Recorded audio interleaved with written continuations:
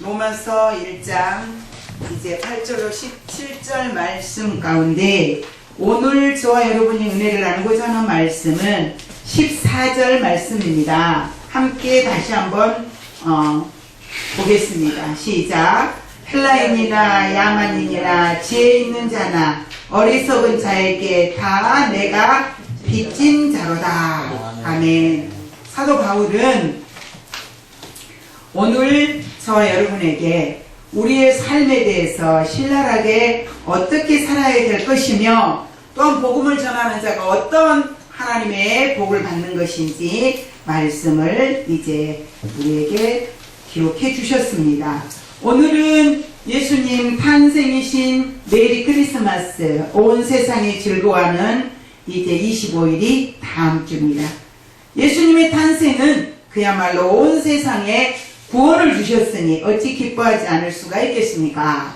오늘 본문 말씀에 보니 사도 바울은 헬라인이나 야만인이나 지혜 있는 자나 어리석은 자에게 다 빚진 자다. 사도 바울의 삶은 빚진 자의 마음으로 살았습니다. 빚을 지면 어찌해야 합니까? 반드시 갚아야 되는 것이 빚입니다. 어떤 모양으로라도 빚을 가지고 살면 괴롭지 않겠습니까? 오늘 제목은 전도자에게 주신 하나님의 축복이라고 했습니다. 구원받는 성도들은 하나님께서 전도자의 사명을 특별한 자에게만 주는 은사는 아니라는 것을 우리는 생각해 보아야 할 것입니다. 그럼 어떤 성도가 전도자가 될까요? 구원의 은혜에 깊이 감사하는 자가 아닐까라는 생각을 해봅니다. 아멘. 요한복음 12장 3절로 8절 말씀에 보니 마리아와 마르다와 나사로가 예수님을 모시고 잔치를 베풀고 있었습니다. 그 잔치 자리에 마리아가 나드 한 근을 예수님 발에 붓고 머리털로 예수님의 발을 닦아드리고 있었습니다. 그런데 그 나드는 인도산 풀의 뿌리에서 생산되는 향유로서 아주 비싸다고 합니다. 그 값은 노동자의 1년 임금에 해당하는 300데나리온이었는데 아마도 마리아가 결혼 준비를 위해서 해놓은 것이 아닌가라는 생각을 해보게 합니다. 그런데 말입니다. 그 비싼 향유를 마리아는 자기 오라버니를 살리신 그 주님의 은혜에 조금 더 아까워하는 마음 없이 예수님 발에 붓고 머리털로 씻어 닦아드렸다는 것입니다. 이때 가룟 유다는 허비에 놓으라고 책망을 합니다. 그러나 예수님은 나의 장례를 준비하는 것이라고 하셨습니다. 그리고 이 복음이 전파되는 곳에서는 이 여자의 행한 일도 그를 기억하여 말하리라고 하셨습니다. 마리아의 옥합을 깨뜨리는 이 모습은 주님을 사랑하는 구체적인 표현임을 우리가 알 수 있습니다. 성도가 전도를 하는 일, 역시 예수님의 십자가의 사랑을 깨닫는 것만큼 전도할 수 있더라는 것입니다. 사도 바울은 유대인 중에 유대인으로서 대제사장들로부터 예수 믿는 자를 박해하고 죽이라는 명을 받고 스데반 집사를 죽이고 그 죽음을 마땅히 여겼습니다. 또한 사도 바울은 사울일 때 예수님을 알기 전에 교회를 진멸하고 각 집에 들어가서 남녀들을 끌어다가 옥에 넘기는 일을 했습니다. 그처럼 기세가 등등했던 사울이 다메섹 가까운 곳에서 사울아 사울아 내가 어찌하여 나를 박해하느냐 예수님의 소리를 듣고 사울은 이렇게 말합니다.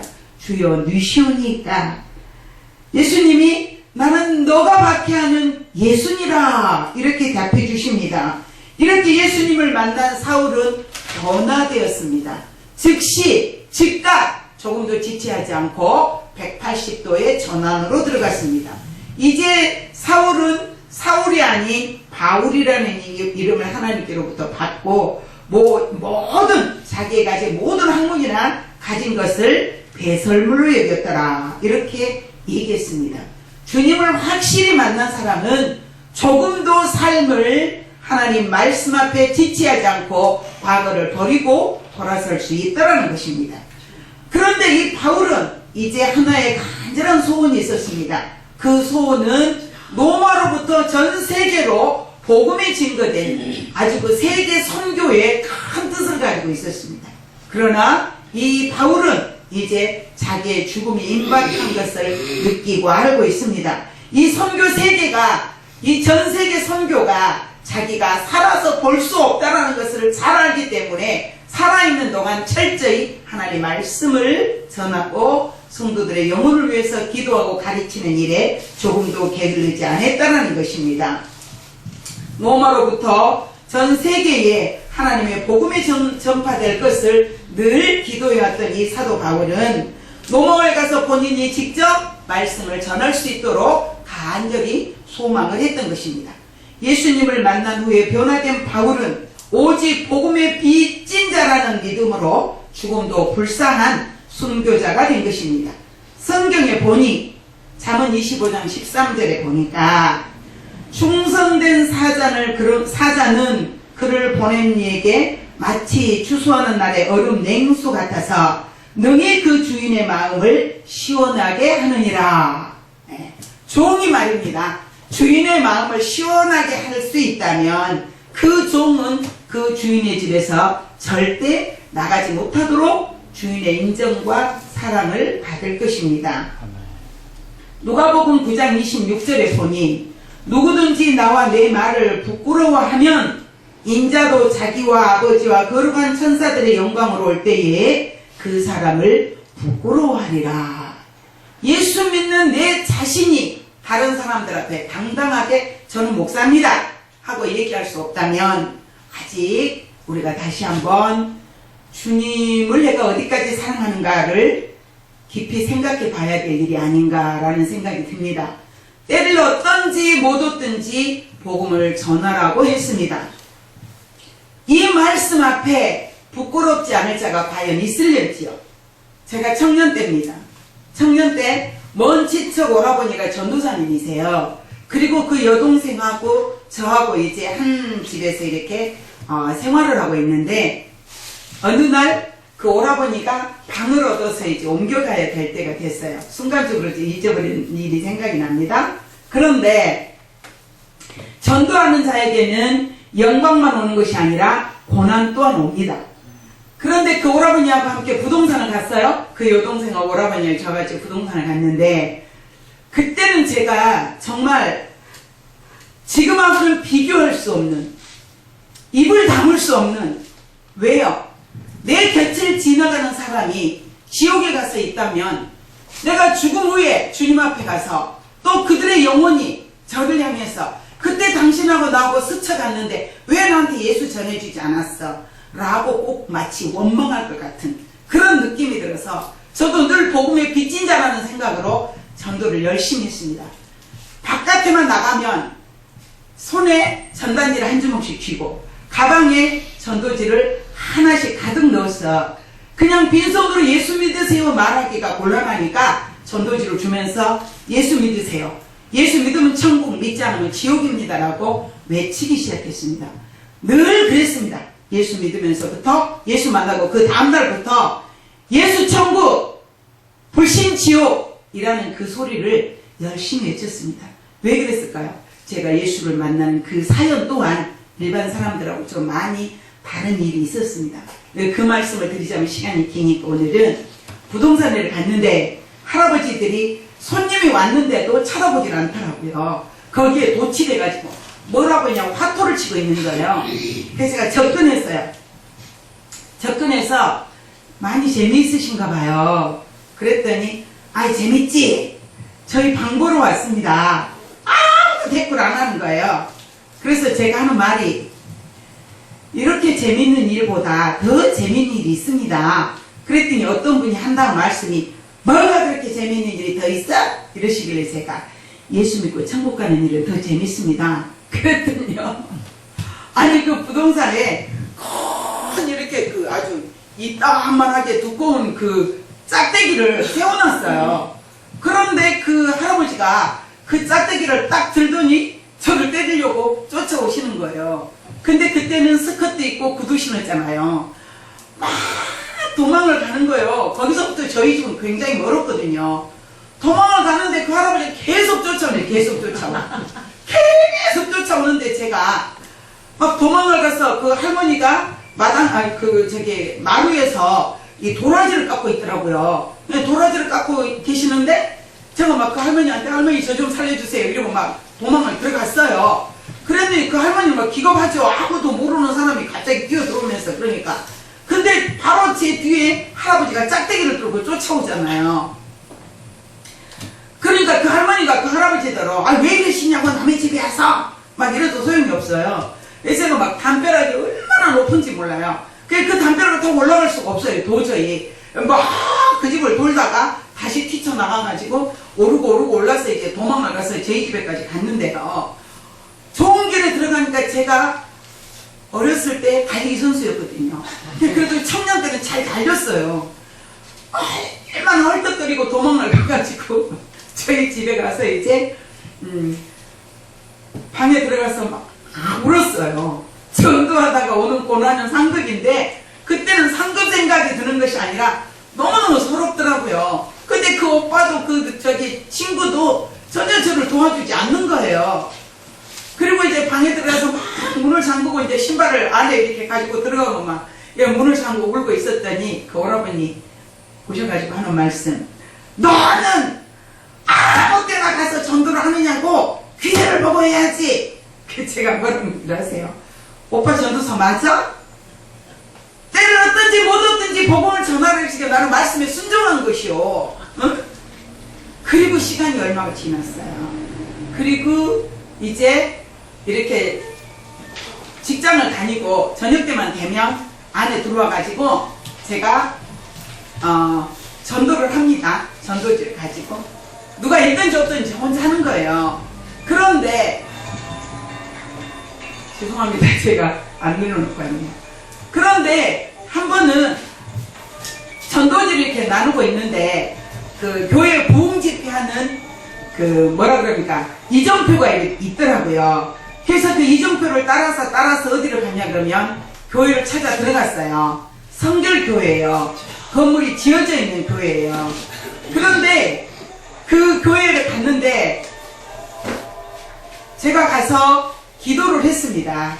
기도를 하고 이제 이렇게 찬송 부르니까 저도 찬양을 드리고 있는데 안내자가 어떤 분을 이렇게 해가지고 저더러 좀 안으로 들어가라 이 말이에요. 그 안으로 들어갔어요. 그리고 제 옆에 어떤 분을 앉혔어요. 쳐다보니까 저를 쫓아왔던 그 할아버지예요. 놀랍지 않으세요? 그래서 저는 너무너무 감사해서 눈물이 울컥 쏟아지더라고요. 그래서 때를 얻든지 못 얻든지 복음을 전하라고는 이 말씀 앞에 너무너무 저는 감사했어요. 그분이 그 자리에 왔더라고요. 그런데 그분 역시도 저를 쳐다봤을까요? 안 쳐다봤을까요? 둘이 서로 제 옆에 앉았으니까 싹 쳐다봤어요. 그분 역시도 제가 쳐다보니까 쳐다봤어요. 둘이 눈이 딱 마주쳤어요. 저를 그렇게 쫓아왔던 그 고약질 온 아저씨가 거기 왔더라고요. 그리고 기도하는 시간에 도망가 버렸어요. 저를 보고. 너무 미안해가지고 내가 거기를 왜 갔을까? 내가 안 갔더라면 그분이 오늘 저녁에 와서 말씀도 들을 수 있었을 텐데, 아니면 이제 그 뒤로 사람이 많이 왔으니까 다른 자리로 옮겨갔으면 얼마나 좋았을까, 그런 애달픈 이제 사연도 있더라고요. 근데 여기 성경에 보니까 잠언 22장 4절에 보니까 하나님은 저희들이 하는 일에 있어서 반드시 보상을 한다는 것입니다. 뭐라고 보상을 하십니까? 겸손하게 여호와를 경외하는 자에게 주님은 첫째, 재물을 주신다고 약속하셨습니다. 둘째, 명예를 주신다고 약속하셨습니다. 셋째는 생명을 주신다고 약속해 주셨습니다. 우리는 겸손이란 어떤 것을 하나님은 원하시는가? 잠언서의 겸손은 나를 드러내지 않고 오직 하나님의 말씀 중심으로 사는 삶을 말씀하시는 것입니다. 저와 여러분, 오늘 오전에 어디입니까? 민족사랑교회 가서 말씀을 전하면서 여러분들의 가장 간절한 소원이 뭡니까? 라고 물어봤더니 손가락을 이렇게 하면서 돈이라는 거예요. 돈을 갖고 싶지 않는 사람이 어디가 있겠습니까? 아무리 부자라도 거기에 만족하지 않고 누구나 다 돈을 원하실 것입니다. 그런데 오늘 잠언서에 보니까 겸손하게 여호와를 경외하는 자에게 하나님은 재물을 주시겠다고 약속하셨어요. 두 번째는 영광을 주시겠다고 약속하셨고, 셋째는 생명을 주시겠다고 약속하셨습니다. 생명은 무엇을 말씀하시겠습니까? 건강한 모습으로 장수의 복을 주시겠다는 것입니다. 그것뿐이겠습니까? 영원한 나라의 생명이신 예수 생명으로 저희들을 영원한 나라에서 영원히 살아갈 수 있는 복을 주시겠다는 것입니다. 이처럼 하나님께서는 하나님 말씀 중심 예수 그리스도의 십자가의 구원의 사랑을 믿음으로 가슴에 품고 하나님을 섬기는 자에게 우리가 좋아하는 재물과 명예와 생명으로 보상하시겠다고 약속하셨으니 에스겔 17장 24절 말씀처럼 나 여호와는 말하고 이루느니라고 하셨으니 말씀을 믿고 우리가 누구를 만나든지 지체하지 마시고 그 순간 지나치지 마시고 예수 믿으십니까? 예수 믿으십니까? 물어보시고 안 믿으신다고 하면 예수 믿으셔야 천국 가십니다. 이렇게 말씀을 전하셔서 젊은 사람들에게는 젊은 사람들에게 맞게, 연세 드신 분들에게 연세 드신 분들에게 맞게 저희들이 그들의 영혼을 예수의 마음을 품고 한 영혼을 천하보다 귀하게 여기시는 예수님의 말씀 앞에 부끄럽지 않게 살아가는 저와 여러분 되시기를 예수님의 이름으로 축원드립니다. 아멘. 제가 간증 하나 하려고 합니다. 이 간증은 제가 전도하다가 체험한 아주 놀라운 간증인데 잘 안 하는 간증이에요. 왜요? 좀 사람들이 어떻게 생각할지 몰라서. 그런데 제가 말씀 준비하면서 기도하면서 성령이 계속 이 간증을 제 마음에 주셨어요. 잊어먹은 일을 제 마음에 주셨고 제 몸에서 직접 일어난 일들이고 그런 현상이기 때문에 제가 한 가지 간증만 드리려고 합니다. 저는 머리끝에서 발끝까지 안 아파본 곳이 없고 하나님의 은혜로 치료받지 않는 곳이 하나도 없습니다. 의학적으로 치료를 받은 게 아니라 하나님의 손길로 치료받았습니다. 동상이 걸려서 다리를 자르라고 한 거를 자르지 않았습니다. 처녀 때 다리 자르고 내가 결혼을 포기하고 그냥 평생 동안 앉아서 전도하고 전화로 전도하고 편지로 전도할 수 있으리라 생각했습니다. 거기까지 주신 하나님의 은혜도 또 감사했습니다. 그런데 하나님은 어느 날 치료하셨습니다. 그래서 지금은 온전한 발이 되어서 너무 감사합니다. 그런데 말입니다. 한 번은 이제 저희는 두 부부가 빈손으로 시작해서 그 누구의 인간적인 도움을 받지 않고 지금까지 살아왔습니다.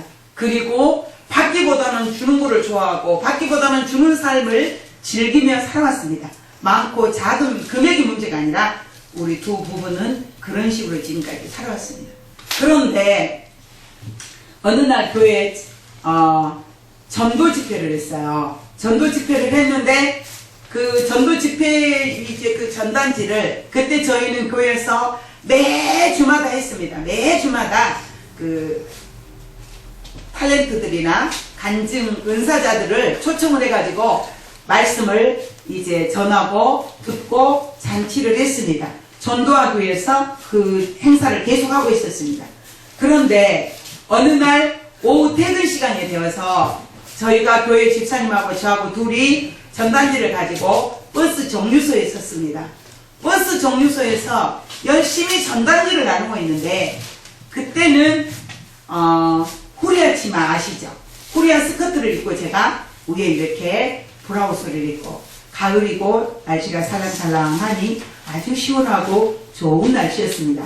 그런데 그렇게 이제 차에서 버스에서 내린 사람들에게 열심히 집사님은 이쪽으로 가는 사람, 저는 저쪽으로 들어가는 사람들을 양쪽에 서서 전단지를 나누고 있는데 갑자기 제가 아무 통증도 없이 죄송합니다.